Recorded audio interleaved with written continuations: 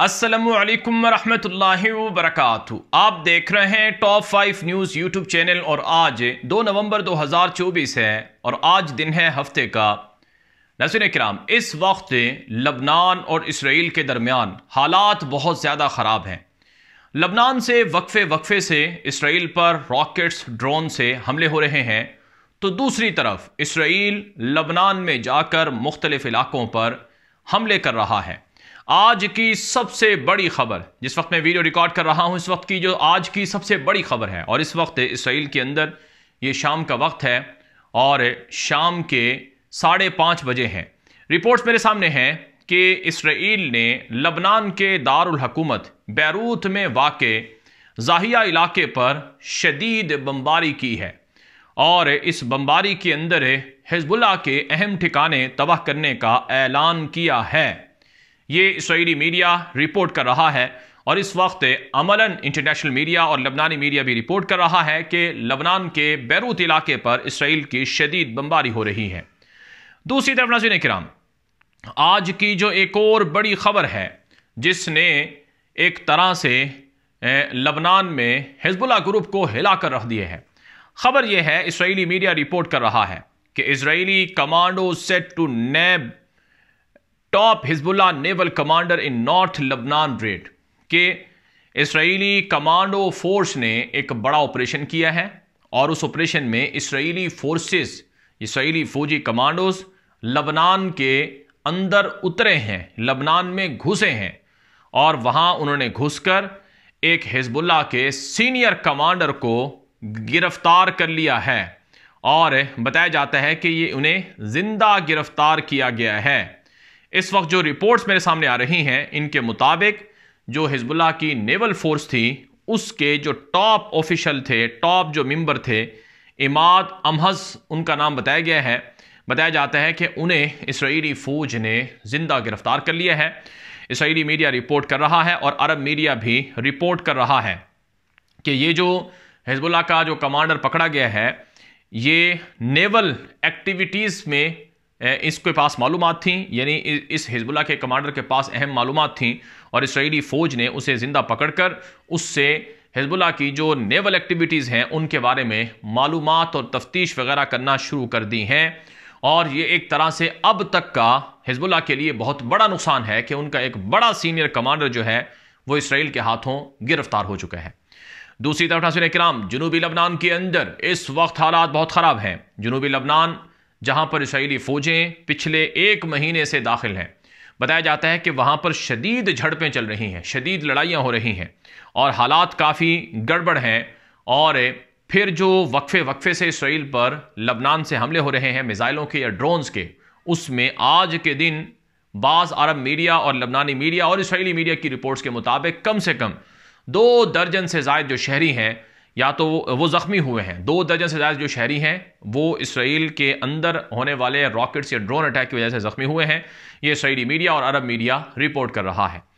दूसरी तरफ नाज़रीन किराम, जो आज की एक और बड़ी खबर है, द यरूशलेम पोस्ट ने इसे नकल किया है। खबर है, US ask Lebanon to declare ceasefire with Israel, two sources कि अमरीका ने लबनान की हुकूमत पर बहुत प्रेशर डाला है कि आप इसराइल के साथ जंगबंदी का ऐलान करो और मुस्तकिल जंगबंदी का ऐलान करो और हिज़्बुल्लाह को और बाकी जो मुसल्लह तंजीमें हैं उनको इसराइल के बॉर्डर से पीछे हटाओ। अगर आप ऐसा नहीं करोगे तो फिर इसराइल की जो मज़ीद कार्रवाइयाँ हैं वो लबनान के अंदर और बढ़ेंगी। वैसे इसराइली मीडिया ये भी रिपोर्ट कर रहा है कि हम लबनान की जंग बंद करने जा रहे हैं, सीज़ फायर होने जा रहा है, कोई एग्रीमेंट चल रहा है। लेकिन जो इस वक्त करंट सिचुएशन है, जो इस वक्त लबनान और इसराइल के बीच लड़ाई है, झड़पें हैं, इनको देखकर लगता नहीं है कि कोई सीज़ फायर हो जाए, कोई एग्रीमेंट हो जाए, कोई इस तरह की जंगबंदी का मामला हो जाए। तो इसका मतलब ये है कि बहुत ज़बरदस्त किस्म की जो लड़ाई है वो इसराइल और लबनान के बीच चल रही है और इस लड़ाई में दोनों तरफ नुकसानात बताए जा रहे हैं। अब बात कर लेते हैं आज की एक और बड़ी खबर की। इंतहाई अहम खबर है मेरे पास और ये खबर है गज़ा से। इसराइली डिफेंस फोर्सेस ने बाकायदा एक वीडियो जारी की है। इसराइल की फ़ौज की तरफ से एक वीडियो नशर की गई है और ये इसराइली फ़ौज के ऑफिशियल अकाउंट से नशर की गई है। उसमें बताया गया है कि मज़ीद इसराइली फ़ौजी गज़ा के जबालिया इलाके में डिप्लॉय कर दिए गए हैं ग्राउंड ऑपरेशन के लिए। जी हाँ नाज़रीन, इसराइली फ़ौज की तरफ से ऐलान किया गया है कि गज़ा के जबालिया इलाके में जो हमारा ऑपरेशन चल रहा है उसमें मज़ीद इजाफा कर दिया गया है और उसमें मज़ीद एक और फौजी यूनिट को उतारा गया है जो वहाँ पर लड़ने वाले 401 जो ब्रिगेड है इसराइल का उसके साथ मदद करेंगे और उसके साथ मिलकर वो वहाँ पर कार्रवाइयाँ करेंगे। तो बताया जा रहा है कि जबालिया के अंदर इस वक्त शदीद लड़ाई है और इसराइल की जो मज़ीद फ़ौजें आई हैं उनको उतारने का हदफ और मकसद ही यही है कि वहाँ पर जो लड़ने वाले पहले से मौजूद फ़ौजी हैं उनकी मदद की जाए और उनके साथ ताउन किया जाए। इसके साथ साथ नाज़रीन किराम, जो एक और बड़ी ख़बर है, इंतहाई अहम ख़बर है, वो ये है कि इस वक्त जो गज़ा की सिचुएशन है वो बहुत परेशान कुन है।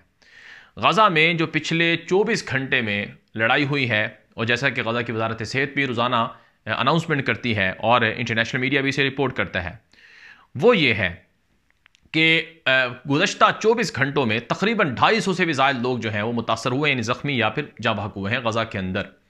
और इस वक्त गज़ा का जो शुमाली इलाका है वो मुकम्मल तौर पर मुहासरे में है और वहाँ पर लोगों की जो हालत है उस पर तो अक़वाम मुत्तहिदा भी चीख रहा है। अक़वाम मुत्तहिदा की अपनी रिपोर्ट्स हैं कि गज़ा के जो शुमाली इलाके हैं वहाँ पर लोगों के लिए बहुत परेशानी है, लिहाजा वहाँ पर इमदादी सरगर्मियाँ, अद्वियात, खुराक, खाने पीने की सामान भेजा जाए। जो अमेरिका का सेक्रेटरी ख़ारजा है या दूसरे लफ्ज़ों में अमेरिका का जो वज़ीर ख़ारजा है एंटोनी ब्लिंकन, उसने भी इसराइली वज़ीर आज़म नेतन्याहू को खुसूसी तौर पर फ़ोन किया है अमरीकी मीडिया के मुताबिक कि गज़ा में जो इमदादी सरगर्मियाँ हैं, इमदादी काम हैं, उन्हें तेज़ करने की इजाज़त दी जाए और गज़ा में ज़्यादा से ज़्यादा लोगों को इमदाद पहुँचाने की इजाज़त दी जाए।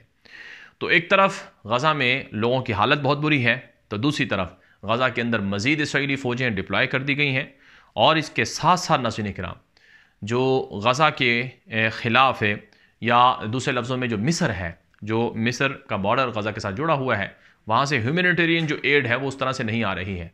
लेकिन अब बताया जाता है कि मिस्र की जो समुद्री हदूद हैं वो इसराइली जहाज़ों के लिए अलाउ कर दी गई हैं। अब समुद्री हदूद जो कि मिस्र की हैं वहाँ से इसराइल के जहाज़ बासानी गुजर भी सकते हैं और वहाँ पर रहकर वो भरपूर अंदाज में जो गज़ा की लड़ाई है इसको कंट्रोल भी कर सकते हैं। तो ये मामलात भी देखे जा रहे हैं।